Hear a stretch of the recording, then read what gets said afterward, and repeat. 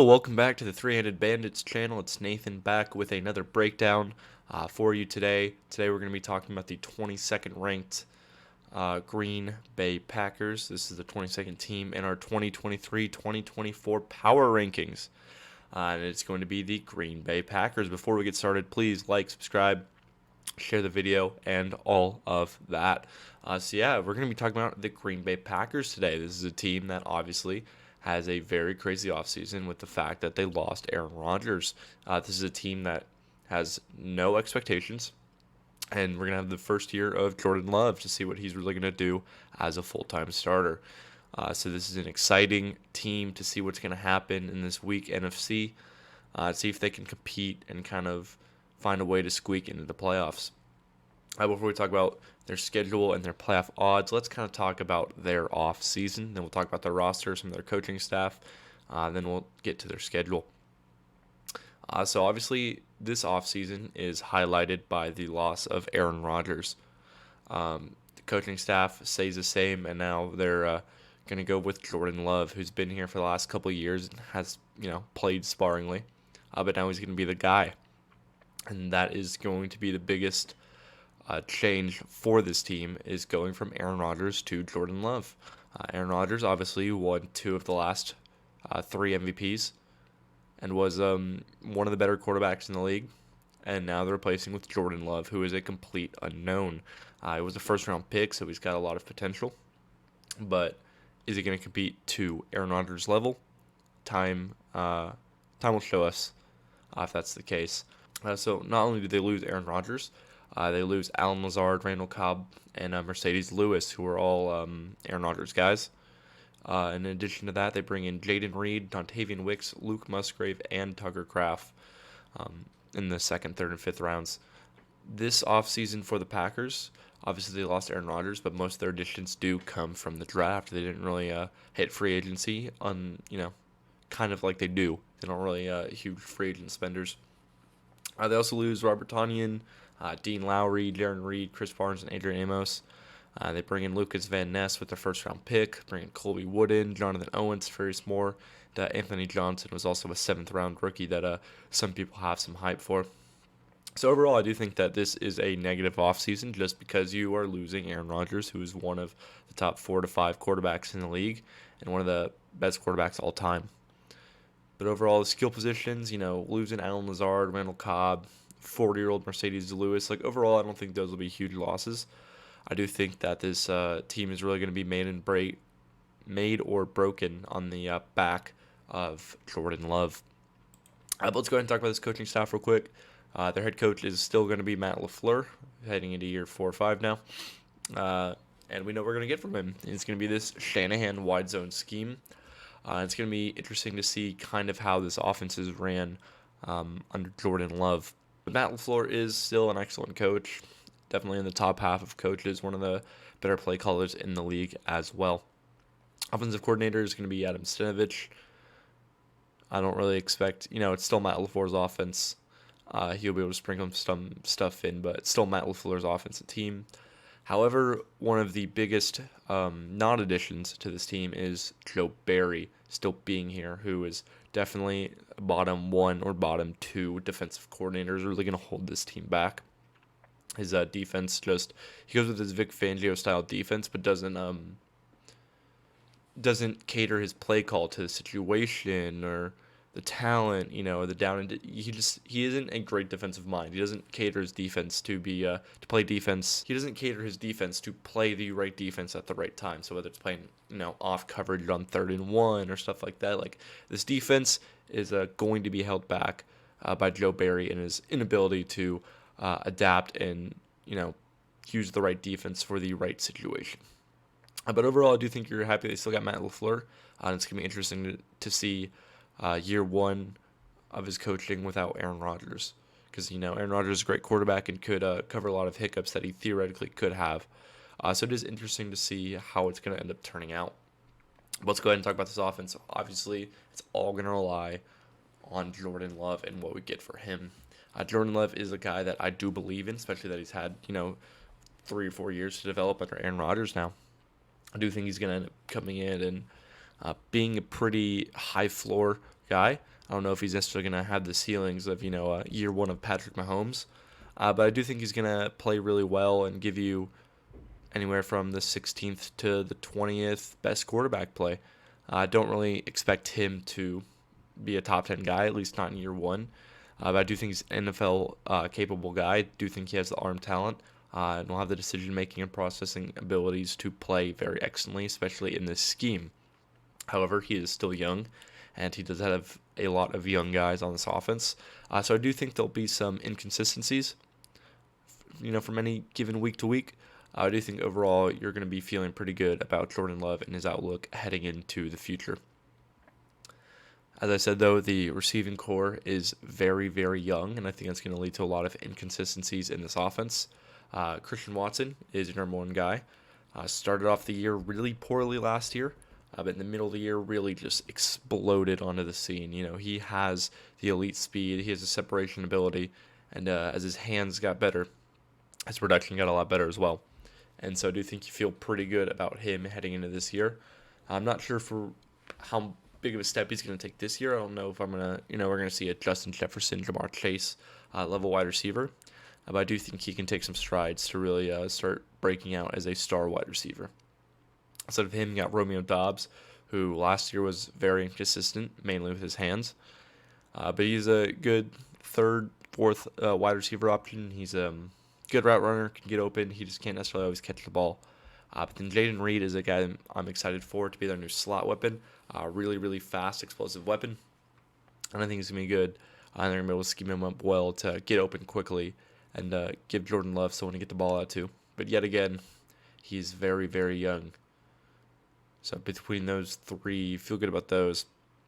Outside of those, not sure what we're going to get. We have Datavian Wicks and Malik Heath as some backups, late round picks. And then Samori Toure, who played last year and was okay as a wide receiver 4, wide receiver 5. I mean, you really don't want him out here playing a whole lot. But overall, I mean, the average age of this wide receiver and tight end group is like 23. Everybody here is a rookie or year one player basically. So it's going to be hard to know what you're going to get from this offense in a given week, just because there's going to be some weeks where this is a top 10 offense and Jordan Love is on and these wide receivers are on. But I do think there's going to be some weeks where Jordan Love might struggle and these wide receivers are going to struggle and not be able to get open. So I do see this as a really weird, inconsistent season up ahead. Because even at tight end, Luke Musgrave and Tucker Kraft, they throw 2 darts at rookie tight ends. And rookie tight ends historically have not been great in the NFL. It usually takes them a couple years to kind of figure out the position. So overall, it's going to be a really interesting team. And I do think that this passing offense is going to have some weeks where it is unbeatable. And some weeks where they're really going to struggle moving the ball. And they have to rely a lot on the legs of Aaron Jones and A.J. Dillon. So it really just depends.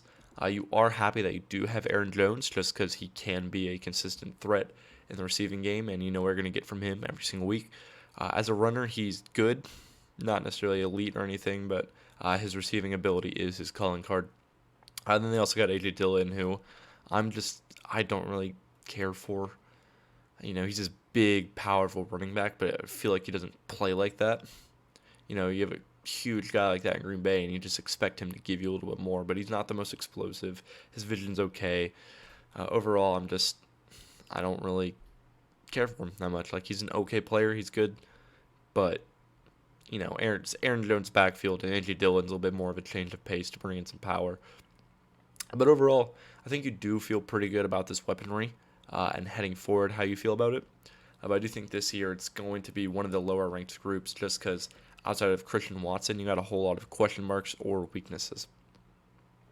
So I do think there's probably going to be anywhere from the 22nd to kind of 27th group of weaponry just because we don't know what we're going to get in a given week, and we're relying on a lot of rookies.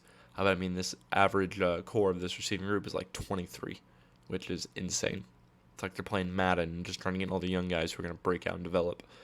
But overall, I do think I'm excited for this passing game, mainly because this offensive line is really, really good. David Bakhtiari, left tackle, I still think is an elite left tackle, one of the top 3 or 4 tackles. And you feel really good that he's going to be coming back and hopefully going to be healthy for this entire year. And then Elton Jenkins at their left guard is a stud. Couldn't quite handle it at tackle, but as a guard, he's excellent and definitely one of the top 10 or so guards in the NFL. Then the right side of the line is a little bit weaker with Josh Myers, John Runyan, and Zach Tom. They are all pretty excellent pass blockers. However, they just don't have the athleticism to be true people movers and maulers in this scheme. But overall, I don't think any of them are a weakness. And getting a full season of Zach Tom, I do think is going to help this offense. And not having to play Royce Newman is going to help this offense as well. Then you got Josh Neiman as a like 6 offensive lineman, good tackle, can come in, spot start, and you'll feel pretty good about him. But overall, I do think you feel really good about this offensive line.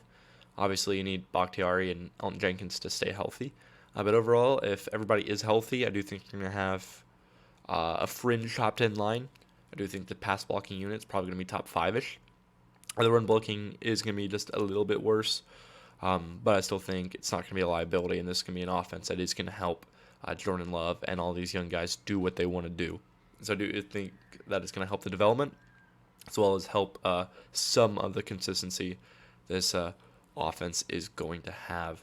But overall, I am expecting a big year from Aaron Jones just because I think he's going to be the most reliable target for this team. But I do believe in Jordan Love.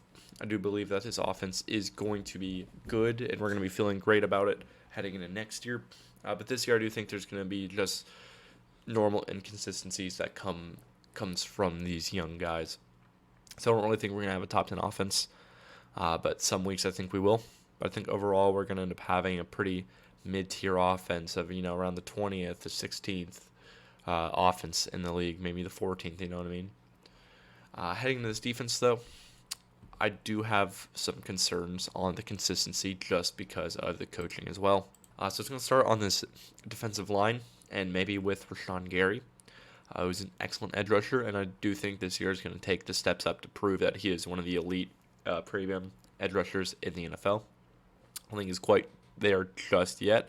I do think by the end of this year, we will be comparing him to the likes of Max Crosby, Nick Bosa, T.J. Watt, Myles Garrett, etc. So I do think he's in for a really great year of getting after the quarterback. And at the other edge group, you're going to have Preston Smith and Lucas Van Ness really competing there. I do think we'll probably start off with a lot of Preston Smith, and hopefully Lucas Van Ness kind of rotates in more towards the end of the year. But both are pretty decent run stoppers, but both are pretty good at getting after the quarterback as well. I think Lucas Van Ness is going to be really good coming off Iowa. He's big body, huge freak, and he does have some shades of Rashawn Gary with the size and the speed and the power. I don't think he'll quite be the player that Rashawn Gary is, but I do think he's going to be an excellent number 2. Maybe not as a rookie, but I do think he'll develop in time to be a really good player for this team. And then you got Kenny Clark on the D-line, who isn't quite to the Chris Jones, Aaron Donald level, but is definitely an excellent interior presence for this team. Then hopefully you're going to get a lot more of Devontae Wyatt. They did not play him a whole lot last year, but hopefully now that he'll be on the field a lot more, he's going to show why he was such a insane prospect coming out with his insane athleticism. Overall, I think you feel pretty good about those 4 to 5. TJ Slaton's really just a run stopper. You're not getting much from him outside of that. But this is a deep edge group because they got Kingsley Enagbare, Justin Hollins, and Jonathan Garvin, who can also kind of rotate in. The interior of this group is on the weaker end. They got a handful of guys who are undrafted rookie types, and Jonathan Ford and Chris Slayton, who aren't great. So overall, I do think you feel good about the pass rush from the edge. But the interior is weak, and so if there's an injury or two, it's going to be a really bad interior unit for this team. Looking at this back end of the team, we're a little bit worried, I will say. It starts in the quarterback room. We got Jair Alexander, who is one of the top cornerbacks in the league. He's definitely one of the top 4 to 5 corners in the league. Can do a little bit of everything. He's great in man coverage, and he can really eliminate number 1 wide receivers from the game plan. So we feel good about the fact that we have him. Then we got Rasul Douglas and Eric Stokes, who are your second best corners. The issue with them is neither of them are really slot guys, and Jair Alexander can play the slot, but you don't really want him doing that just because it's some wasted value. So overall, you do have 3 good corners. Outside of that, everyone else is definitely on the weaker end. So it's going to be interesting to see if they kind of throw one of these guys in the slot or go with Keyshawn Nixon to play there. But, there's really not a whole lot of depth in this cornerback room. And the safety room isn't much better either. Darnell Savage had an excellent rookie year and really just fell off the face of the earth. I do think this team is kind of ready to move on from him. And then you got Rudy Ford at safety as well, as just a little bit on the lower end starter, but he's a good player. He's not really a weakness. And then Tarvarius Moore, Jonathan Owens can kind of rotate in. Jonathan Owens has been a decent guy in Houston for the last couple of years. And then Anthony Johnson was kind of slot corner safety guy that they brought in the 7th round. That does have a lot of hype, and people think he'll be a pretty good safety. So maybe he can do that and kind of replace Darnell Savage or give you a higher upside guy instead of Rudy Ford. But overall, the secondary has some pretty decent corners, but not a whole lot of depth and no true slot guy. So I do think that is going to hold this secondary back just because the safety play is also a little bit weaker. And I do think part of that's going to come down to poor coaching just because they're not going to use these players in the way that they should be used. But overall, I do think it's a okay secondary. It's fine. And then the linebacking room, Devondre Campbell obviously had that amazing breakout, and last year wasn't quite as good. I do think he's still going to be a good player, but not necessarily an elite presence like he was for that part of the season. Then Quay Walker, Eric Wilson, Isaiah McDuffie, some other linebackers. Obviously, they spent a first-round pick on Quay Walker, so he's going to be out there, and hopefully he'll develop and kind of learn how to play the game just a little bit better in a year or two. So overall, when we're talking about this team and talking about this defense, I do think this defense has a lot of talent to be a really good unit. I do think they're going to be slightly held back by Joe Barry, however. And so I think this has some of the talent to be a fringe kind of top 10 defense. But I do think in actuality we're going to be a little bit more of a mid-tier defense. And so you pair a mid-tier offense that's going to be a little bit inconsistent with a mid-tier defense that could also be inconsistent. It's going to be a weird year for this team. I do think they're going to have a lot of ups and a lot of downs. But overall, I do feel good about this team and their future outlook under Jordan Love. Let's go ahead and kind of talk about their schedule real quick. So Vegas has their line at 7.5. My own projection's basically right at the same point, so I can see how they got to this point. They open the year at Chicago, at Atlanta. I do think they'll probably end up winning this game against Chicago and losing against Atlanta. But then they got New Orleans at home, Detroit at home, and I have to go to Vegas right before the bye week. So I think we're really going to be, at 1 or 2 wins at this point in the season. I think we'll probably beat Chicago and Vegas and lose the other 3 games. So it'll kind of be like 2 and 3 heading into the bye week. Then coming off the bye at Denver and Minnesota are tough games. But against the Rams, they should be able to win that. At Pittsburgh and then facing the Chargers, having to go to Detroit and facing KC is a pretty difficult stretch for this schedule. And then they have to go to the Giants afterwards. So that's pretty difficult. But then having Tampa at home in December, having to go to Carolina, to Minnesota, and Chicago, I do think some of those games are winnable. But overall, I do think this team is going to be pretty decent. I think they have a lot of talent. But as I said, they're going to be inconsistent. And so I understand why they're going to be at 7.5 wins. I really don't see this being a 9-win team, and I really don't see this being a team that has the chance to win the division. Unless Jordan Love really, really hits and is a top 10 guy, which I don't think is going to necessarily happen in year 1. But I do think that this team does have the potential to be a 7-8 win team and really compete in the NFC, but I do think they're going to fall short of actually making the playoffs. But overall, I'd say I'd probably put them at 1, 2, 3, 4, 5. I think I'll probably have them at 6 and 11. It's kind of the way I see it being, maybe 7. But overall, I do think that we do feel good about this team. We just need some development from these young guys that we're relying a lot on. So obviously, Jordan Love is going to determine how this season goes for this team. Because they do have such a young offense, it could be very inconsistent. Because, the wide receivers and tight ends, as I said, are 23 years on average. But they do have a really good O-line that is going to help give them a solid floor and help make the job a lot easier on these young guys. But Joe Barry will hold this defense and team back just because he is the worst or second worst defensive coordinator in the league. and that does mean a lot. Coaching is important in the NFL, and this scheme isn't great. But Rashawn Gary and Jair Alexander could be huge for this team. I think Rashawn Gary is going to take that step up to prove he is in the tier 1 of edge rushers, and Jair Alexander is obviously a lockdown corner, can do a little bit of everything. But overall, the schedule isn't too hard or too easy. Obviously, they do have that pretty hard stretch in the middle of the year.